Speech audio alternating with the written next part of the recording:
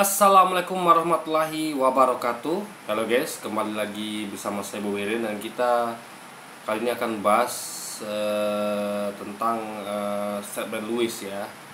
Dan juga teman-teman kita para apologet Kristen yang mengatakan bahwa sebenarnya mereka itu tidak menyembah patung gitu. Kan? Mereka tidak menyembah patung. Ya. Karena gini, kenapa kita mengatakan mereka menyembah patung? Karena mereka membuat patung Tuhan mereka, yaitu Yesus. Yesus Tuhan mereka itu mereka buat patungnya. Itu kenapa kita katakan mereka itu menuhankan patung, ya kan? Kecuali kalau mereka membuat patung itu bukan patung Tuhan mereka, ya kan? Misalnya mereka buat patung domba atau patung apa gitu yang tidak mereka tuhankan. Nah, tapi masalahnya itu mereka tuhankan. Sehingga tentu kalau namanya patung Tuhan, ya kan? Tentu mereka menyembah Tuhan yang dijadikan patung itu, yang diserupakan dengan patung itu gitu, guys. Yang patung itu adalah wujud dari Tuhan mereka gitu kan. Jadi seperti itulah Tuhan mereka di dalam bentuk patung itu, guys. Nah, tapi kita akan lihat dulu sebenarnya larangan di Alkitab itu apakah larangan untuk menyembah patung atau bagaimana gitu kan. Nah, ini kita perlu baca guys ya, perlu kita ketahui. Jadi sebenarnya kalau kita baca kitab yang teliti, itu larangan itu bukan hanya menyembah patung, tapi juga dalam hal membuat patung pun tidak boleh, ya kan. Nah, kita akan bacakan. Ini kita pertama dibaca dulu di Imamat pasal 26 ya. Ini karena harus untuk memahami Alkitab ataupun itu teks ya, tekstual itu, Anda harus paham bahasa yang benar-benar gitu. Anda harus memiliki pemahaman bahasa yang benar-benar. Itulah modal Anda untuk menafsir suatu kalimat dimanapun itu, ya, termasuk di Alkitab atau di Quran atau di hadis dan di segala macam teks manapun itu. Nah, ini kita baca dulu ya. Janganlah kamu membuat berhala bagimu, ya. Berhala sama dengan patung ya, patung atau apapun itulah yang berhala itu sesuatu yang ya berbentuk lah gitu guys ya. Janganlah kamu membuat berhala bagimu, dan patung atau tugu berhala janganlah kamu dirikan bagimu. Nah, ini stop dulu kalimat ini. Ya, jadi ini kalimat pertama, larangan untuk janganlah kamu membuat berhala bagimu. Ya, itu larangan pertama. Yang kedua ya, dan patung atau tugu berhala janganlah kamu dirikan bagimu. Ini konteks lengkap. Kalau buat patung pun tidak boleh ya. Jadi janganlah kamu membuat berhala bagimu ya. Artinya membuat nggak boleh di sini. Di sini belum ada ngomong lagi tentang menyembah ya. Membuat sudah dilarang. Jadi ada larangan untuk membuat berhala. Makanya kalimatnya janganlah kamu membuat berhala bagimu, ya kan? Koma. Ya. Jadi tidak boleh membuat berhala, nggak boleh. Ya, lalu dan patung atau tugu berhala janganlah kamu dirikan bagimu. Dan atau tugu berhala janganlah kamu dirikan bagimu. Artinya adalah jangan dirikan tugu berhala. Jadi membuat berhala nggak boleh. Mendirikan patung dan tugu berhala juga nggak boleh guys. Nah ya, jadi ini konteksnya bukan hanya untuk menyembah, membuat atau mendirikan pun nggak boleh gitu loh. Baru di poin berikutnya baru menyembah. Juga batu berukir janganlah kamu tempatkan di negerimu untuk sujud menyembah kepadanya. Sebab akulah Tuhan Allahmu. Nah artinya ya. Jadi membuat patung nggak boleh, mendirikan patung berhala juga nggak boleh, apalagi menyembahnya, paham ya? Nah masalahnya adalah orang Kristen itu membuat patung Tuhan mereka. Jangan patung Tuhan, patung apapun nggak boleh dibuat, paham ya? Jadi janganlah kamu membuat berhala bagimu. Perintah pertama. Perintah kedua, dan patung atau tugu berhala janganlah kamu dirikan bagimu. Perintah kedua. Larangan ya, larangan kedua. Baru ketiga baru larangan untuk menyembahnya. Jadi dua larangan pertama adalah untuk membuat, nggak boleh ya. Yang ketiga baru larangan untuk menyembahnya. Nah, lalu ini lagi ya, sebab akulah Tuhan Allahmu. ini sekali lagi membantah bahwa orang Kristen ini mengatakan bahwa Tuhan itu nggak ada, yang ngaku-ngaku nggak ada. Mereka kan selalu mengatakan bahwa Allah itu bukan Tuhan, kenapa? Dia ngaku-ngaku Tuhan gitu. Kita juga klaim bahwa Yesus tidak pernah ngaku Tuhan, makanya jangan sembah dia, jangan menuhankan dia, karena dia tidak pernah ngaku Tuhan. Apa kata mereka? Yesus itu bukan Tuhan yang sombong, hanya Tuhan abal-abal yang ngaku sebagai Tuhan. Jadi mereka karena di Quran itu ada Allah mengklaim bahwa dirinya Tuhan, ya kan? Allah di Quran mengaku bahwa dirinya Tuhan. Nah, sama kita juga begitu. Dia baik Allah di Alkitab maupun di Quran itu sama-sama mengaku Tuhan. Akulah Tuhan Allahmu, ya. Akulah Tuhan Allahmu. Itu pengakuan dari siapa? Dari Allah. Di Al-Quran juga begitu. Nah, jadi baik di Quran maupun di Alkitab yang ngaku Tuhan hanyalah Allah atau Allah, ya. Yesus tidak pernah ngaku Tuhan. Nabi Muhammad tidak pernah ngaku Tuhan. Lalu kenapa Anda tuhankan orang yang tidak menginformasikan bahwa dirinya Tuhan? Nah, di situ anehnya. Kita sesuai dengan teks Al-Quran. Tidak ada satupun ayat yang Nabi Muhammad itu mengatakan dirinya Tuhan. Yang ada hanya selalu ayat yang mengatakan bahwa Allah itu Tuhan. Ya kan? Nah, kita konsisten. Makanya kita tidak pernah menuhankan Nabi Muhammad, hanya menuhankan Allah berdasarkan informasi yang diberikan oleh Allah dan Nabi Muhammad. Ya. Sama dengan Yesus juga begitu. Jadi di Quran itu ya, kalau baca baik-baik, itu Nabi Muhammad, informasi dari Allah dan Nabi Muhammad itu sama. Bahwa Allah ngaku informasikan bahwa dia Tuhan, dan Nabi Muhammad membenarkannya. Nabi Muhammad menunjuk bahwa Tuhan itu Allah gitu. Nah, dan kita juga begitu. Ya. Yang satu-satunya oknum ya entitas yang ngakui dirinya Tuhan hanyalah Allah. Sebab akulah Tuhan Allahmu. Dan itu bukan hanya di ayat ini saja pengakuan Allah itu, juga ada di banyak ayat lainnya. Bahwa satu-satunya entitas yang dia kita mengakui sebagai Tuhan, dirinya Tuhan adalah Allah. Dan Yesus membenarkannya. Ya kan? Nah, Yesus mengatakan bahwa demikianlah mereka mengenal engkau. Dia memakai kata engkau. Karena kalau dia itu kan sebagai aku. Kalau saya ngomong nih, demikianlah mereka mengenal engkau. Berarti kan bukan diri saya, sesuatu di luar diri saya. Karena engkau. Berarti sesuatu di luar Yesus. Ya, itu siapa engkau tadi? Satu-satunya Allah yang benar.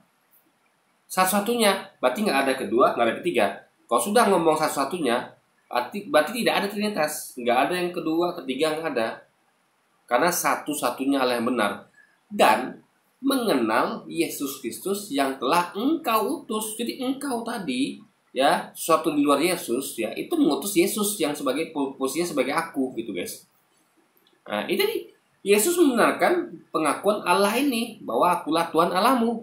Nah, jadi sesuai dengan informasi kita dapat di Alkitab, ya, seperti juga informasi kita dapat di Quran, ya, kita harus fair mengatakan bahwa Tuhan itu Allah, Yesus berdasarkan informasi dari yang terima dari Allah langsung tentang dirinya, informasi bahwa mengatakan bahwa dirinya Tuhan, dan informasi dari Yesus dan membenarkan hal itu bahwa engkau adalah sesuatu yang benar. Nah, dari situ clear ya. Jadi kalau mereka yang tidak seperti itu, tidak sesuai dengan teks, ya kan? Sama kayak ada orang Islam misalnya nih menuhankan Nabi Muhammad. Padahal Nabi Muhammad itu tidak pernah mengatakan dirinya Tuhan, sama seperti Yesus tidak pernah mengatakan dirinya Tuhan. Nabi Muhammad justru mengatakan bahwa Allah Tuhan. Yesus juga begitu, mengatakan bahwa Allah Tuhan satu-satunya.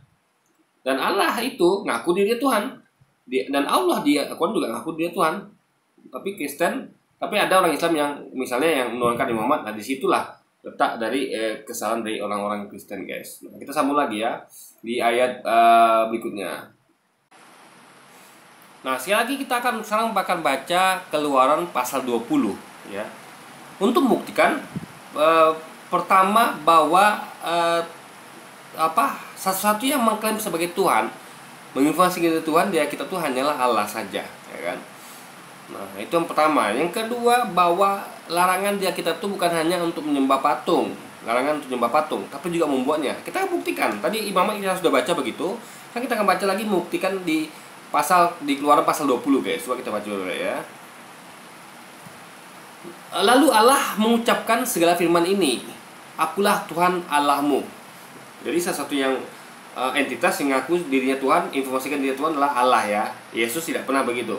Yesus malah membenarkan, menunjuk bahwa Allah atau engkau ini ya Allah, Yesus ngomong engkau, berarti suatu di luar dirinya adalah Tuhan, ya. Yesus membenarkan apa informasi dari Allah, ya, bahwa dirinya adalah Tuhan, yaitu Allah ini, gitu guys. Ya Tuhan, ya yang membawa engkau keluar dari tanah Mesir, dari tempat perbudakan. Nah, jangan ada padamu Allah lain di hadapanku. Nah, Allah lain maksudnya adalah Allah lain. Jadi Allah, ya Allah tuh ya Allah sama, Allah tuh sama, hanya beda penyebutan saja. Sama misalnya kayak Joseph dengan Yosef, atau kayak penyebutan saja kayak Yesus dengan Yesus. Nah, ini masalah penyebutan saja, orang sama gitu. Jadi Allah dengan Allah itu adalah entitas yang sama gitu kan. Jadi maksudnya jangan ada padamu Allah lain di hadapanku, itu Allah Bapa dan Allah Anak dan Allah Roh Kudus. Itu maksudnya Allah lain. Jangan ada padamu Allah lain di hadapanku. Yaitu Allah itu hanya Allah Bapa. Ya Allah Bapa atau Allah. Nggak ada Allah Anak atau Allah Roh Kudus, nggak ada. Nah nih, ya. Ini baca baik-baik di pasal di Keluaran pasal 20 ayat 4-nya. Ya, ayat 4 dan ayat 5 itulah dua ayat terpisah. Masing-masing beda larangannya. Nah, itu tidak dimengerti oleh teman-teman teksnya nih. Ini jelas sekali loh. Imam tadi kan udah jelas sebenarnya. Ini lebih diperjelas lagi. Coba ada bayangkan ya. Di ayat 4 ini ingat ya, fokus ke ayat 4 dulu. Ya, sebelum masuk ayat 5. Karena ayat 4-nya adalah larangan sendiri. Ya kan? Nah, jangan membuat bagimu patung yang menyerupai apapun. Ya. Jangan membuat bagimu patung yang menyerupai apapun, yang ada di langit di atas, yang ada di bumi di bawah, atau yang ada di dalam air di bawah bumi.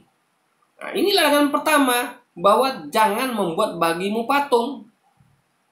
Ya, jadi membuat patung saja nggak boleh, guys. Ini Alkitab loh ngomong, bukan saya.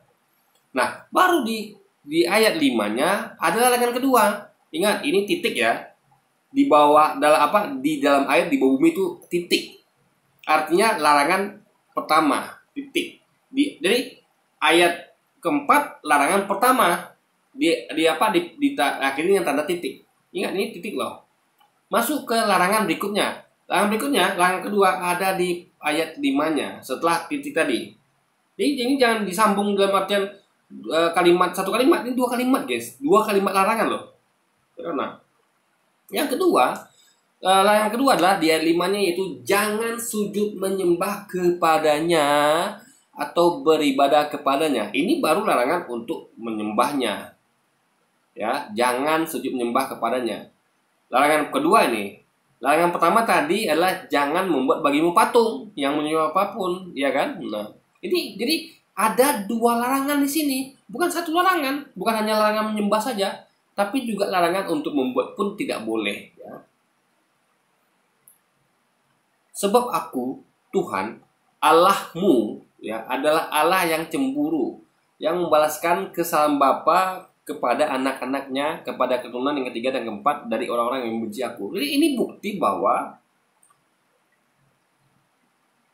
larangan tuh ada dua, ya. Jangan membuat bagimu patung yang menyerupai apapun, ya. Dengan jangan sujud menyembah kepadanya. Ya. Itu dipahami. Ada dua larangan. Bukan hanya larangan untuk jangan sujud menyembah patung, tapi juga larangan untuk jangan membuatnya. Artinya tidak boleh membuat patung apapun yang menyerupai apapun yang ada di langit di atas, ya. Kayak burung-burung, apalagi apalah yang di atas itu kan. Kayak awan, kayak matahari, bulan, bintang, nggak boleh buat patungnya.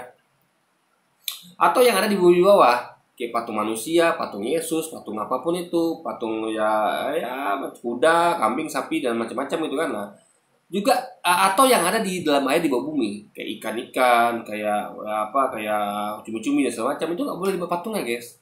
Nah, jadi ada dua larangan di situ, ya. Ingat sekali lagi ya, larangan itu bukan hanya larangan untuk sujud menyembah pada patung, tapi juga larangan untuk membuatnya. Nah, orang Kristen itu melakukan keduanya. Mereka membuat patung, dan jadi bukan hanya patung biasa, bahkan patung yang mereka tuhankan. Tuhan mereka dibuat patung, ya kan? Nah, itu di situ problemnya. Jangankan membuat patung Tuhan, patung yang ciptaan saja nggak boleh guys, gitu. Yang menyerupai apapun ya, itu nggak boleh, gitu loh. Nah, lalu kalau orang Kristen ngeles nih katanya, kita tidak ada menyembah patung. Nah ini perlu saya jelaskan ya. Jadi gini ya,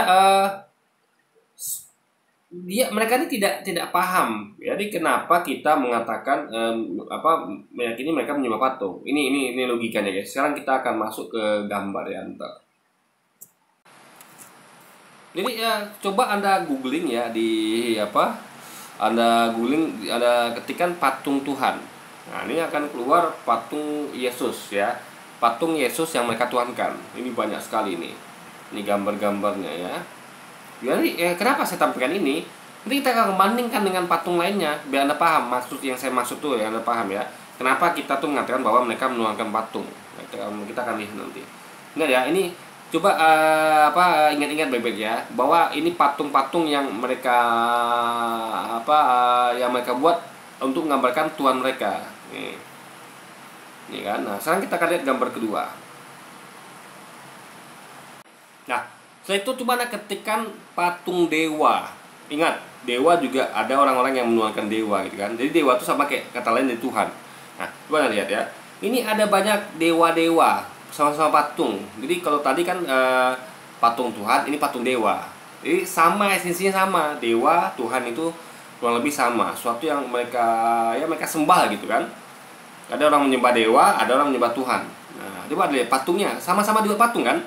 Jadi apa yang mereka sembah, mereka buat patung. Orang Kristen membuat apa yang mereka sembah, yaitu Yesus ya, mereka tuhankan. Karena tentu yang mereka tuhankan akan mereka sembah. Sama seperti ini kan, apa yang mereka dewakan akan mereka sembah.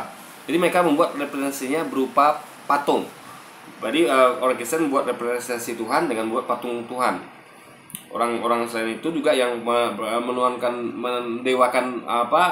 menuangkan dewa atau mendewakan sesuatu, itu akan membuat patung dewa mereka. Ini patung-patungnya. Ini hal yang sama loh guys nih.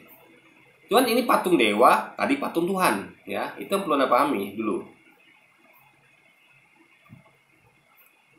Nah, sekarang setelah Anda paham ya, artinya apa? Artinya ada kesamaan bahwa sesuatu yang mereka dewakan atau mereka tuhankan, mereka buat patungnya. Itu adalah sama. Dan mereka tentu sebagai Tuhan atau dewa mereka sembah. Ya kan? Jadi dewa ini, patung dewa ini adalah representasi bentuk wujud dari apa yang mereka dewakan. Ini berwujudnya. Mereka gambarkan berupa patung. Sama seperti umat Kristiani. Tuhan yang mereka sembah itu Yesus, itu mereka buat representasinya berupa patung Tuhan. Jadi dua halnya ada yang sama, adalah hal yang sama guys. Itu loh. Nah, sekarang kita lihat gambar ketiga. Saya akan ketik di Google cium patung Yesus. Lalu Anda cari gambar, ya. Anda fokus ke gambar. Nah, Anda akan melihat banyak sekali umat Kristiani yang mencium patung Yesus, ya. Coba lihat gambar-gambar ini guys, ya. Nih umat Kristiani, teman-teman kita Kristiani itu mencium patung yang mereka tuhankan, yaitu Yesus, ya. Ingat, ini bukan patung sembarangan loh. Ini patung yang mereka tuhankan, ya. Tuhan yang mereka buat jadi patung, ya, mereka gambarkan sebagai patung, ya kan. Nah, ini coba Anda bayangkan ya. Nah, berarti mereka menganggap ini adalah Tuhan karena mereka menciumi. Seakan-akan mereka menciumi Tuhan gitu loh. Paham ya? Coba lihat nih. Cium kakinya, cium lututnya, ya kan? Nah, cium lututnya. Nih, cium kakinya, ya kan? Tuh, cium kakinya, lututnya,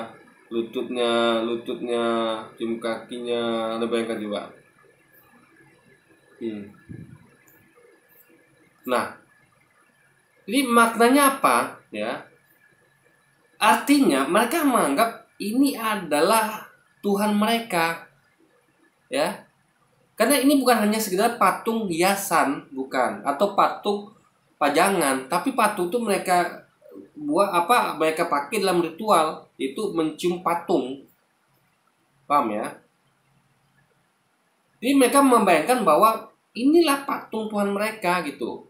Maka mereka cium ya, sama seperti coba kita tengok gambar lainnya ya, bentar. Jadi coba Anda ketikkan cium patung dewa, ya kan? Lalu ada scroll ke bawah gambar-gambar. Tidak ada yang mencium patung dewa kan? Ini kan mana? Kalau ini bukan patung dewa kayak ini, ya kan? Nah, ritual cium patung dewa nggak ada guys, nih, ya kan?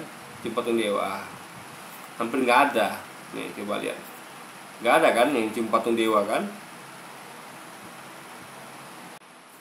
Lalu Anda ketik lagi sembah patung dewa ya. Jadi ini adalah saya buat gini guys ya, sebagai perbandingan biar Anda paham ya. Apa persamaan antara mereka yang menyembah dewa dengan yang mereka menyembah Yesus sebagai Tuhan ya? Sama. Jadi ciri-cirinya mereka itu membuat patungnya. Bedanya ada yang membuat patung dewa, ada yang membuat patung Tuhan. Tapi itulah sesuatu yang mereka representasikan sebagai dewa atau Tuhan yang mereka patungkan gitu. Nah, ini kalau Anda lihat ya, ini jadi patung itu bukan hanya sekedar hiasan, pajangan, tapi mereka lakukan sesuatu dari patung itu. Kalau di Kristen dia kan dicium gitu kan, dicium atau bahkan ada yang kita lihat diarak guys, diarak, bahkan ada yang mereka tuh berlutut di depan patung itu. Jadi Anda lihat banyak banyak di dunia nyata maupun di film itu kan umat Kristen itu berlutut di depan patung itu, lalu mengatukan tangannya dalam berdoanya ke hadapan patung itu kan. Jadi mereka ngomong ke patung, seakan-akan patung itu adalah representasi dari Tuhan mereka. Jadi mereka tuh menghadap dan melihat ke patung guys. Mereka membayangkan bahwa patung itu adalah Tuhan mereka. Iya kan? Benar kan? Coba ada tonton banyak film sekali lagi. Atau di dunia nyata juga ada guys. Banyak juga, banyak sekali itu kan. Nah, sama dengan mereka ini yang memperlakukan begitu terhadap patung dewa. Mereka juga berlutut bersimpu di depan patung itu, ya kan? Nah, jadi mereka mau berbuat sesuatu kepada patung itu, gitu. Dalam rangka berlutut, berdoa minta kepada patung itu, ya, mengarahkan kepada patung itu, ya. Mereka menganggap, merepresentasikan bahwa itu patung itulah gambaran dari Tuhan atau dewa mereka. Nah, ini gambar-gambar ya, guys.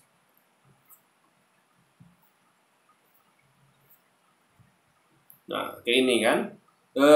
Di depan patung melakukan ritual, sama kan di Pakistan kan juga gitu, ada ritual juga, mereka bahkan mengarah patung itu. Nah, ini gini, jadi sebenarnya adalah orang-orang yang membuat patung Tuhan atau dewanya itu, kalau mereka ngeles ya, mengatakan tidak menyembah patung, itu tidak fair, itu ngeles namanya, karena yang Anda buat itu adalah patung dewa atau Tuhan kalian gitu loh.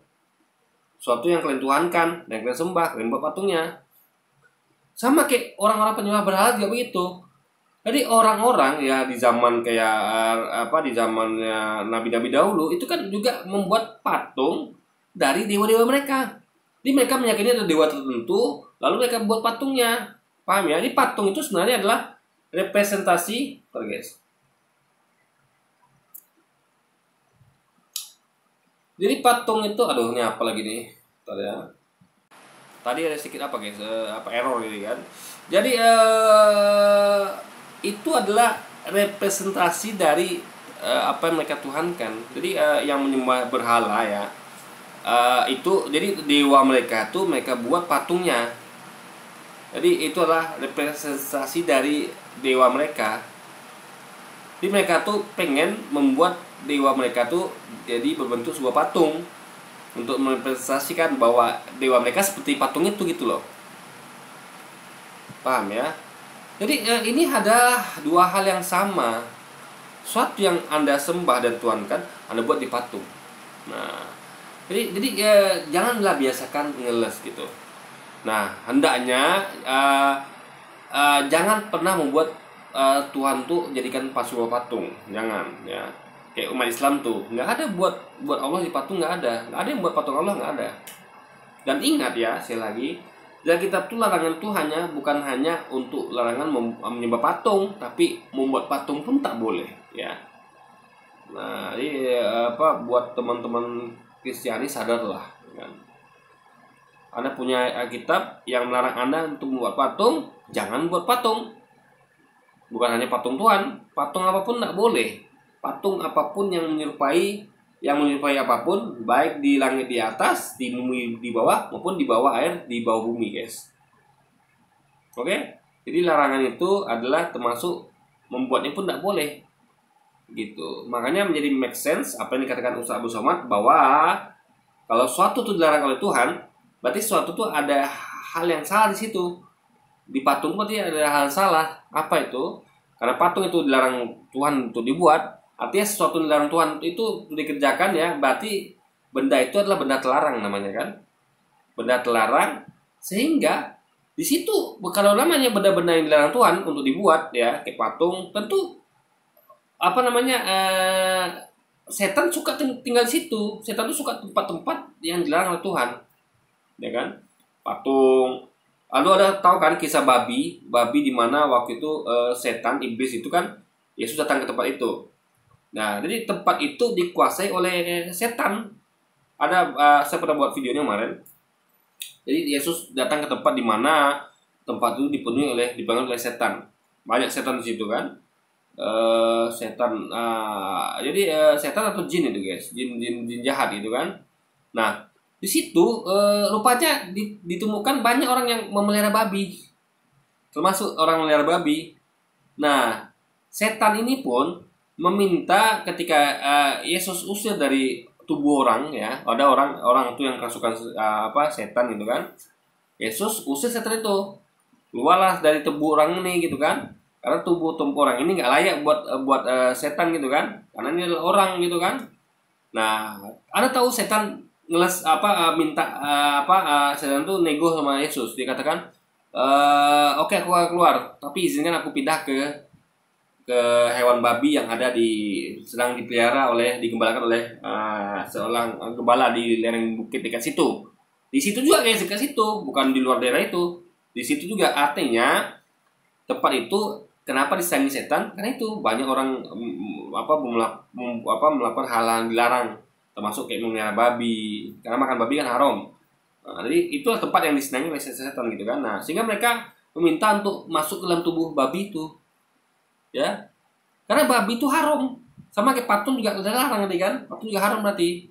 Jadi makanya ketika setan minta masuk ke dalam babi-babi itu, ya, itu berarti setan itu suka di tempat di mana Tuhan melarangnya. Itu sesuatu yang Tuhan larang atau haramkan, itu babi. Nah, begitu logika dengan patung ini. Jadi kenapa di patung tuh ada setan, ya? Karena suka bertempat tinggal di situ gitu. Bukan hanya patung Yesus, bukan, semua patung. Mau patung apapun itu di situ suka jin kafir tinggal di situ. Gitu, guys. Karena itu adalah patung adalah sesuatu yang dilarang Tuhan. Berarti sesuatu yang dilarang Tuhan adalah sesuatu yang buruk, makanya Tuhan larang. Dan itulah makanya setan tenang tempat seperti itu. Karena setan itu kan suka melakukan hal-hal yang dilarang Tuhan. Suka pada sesuatu yang dilarang Tuhan gitu. Nah, itu poinnya. Oke, jadi mungkin sekian dulu aja video kita ini, guys. Sampai jumpa lagi di video selanjutnya. Wassalamualaikum warahmatullahi wabarakatuh.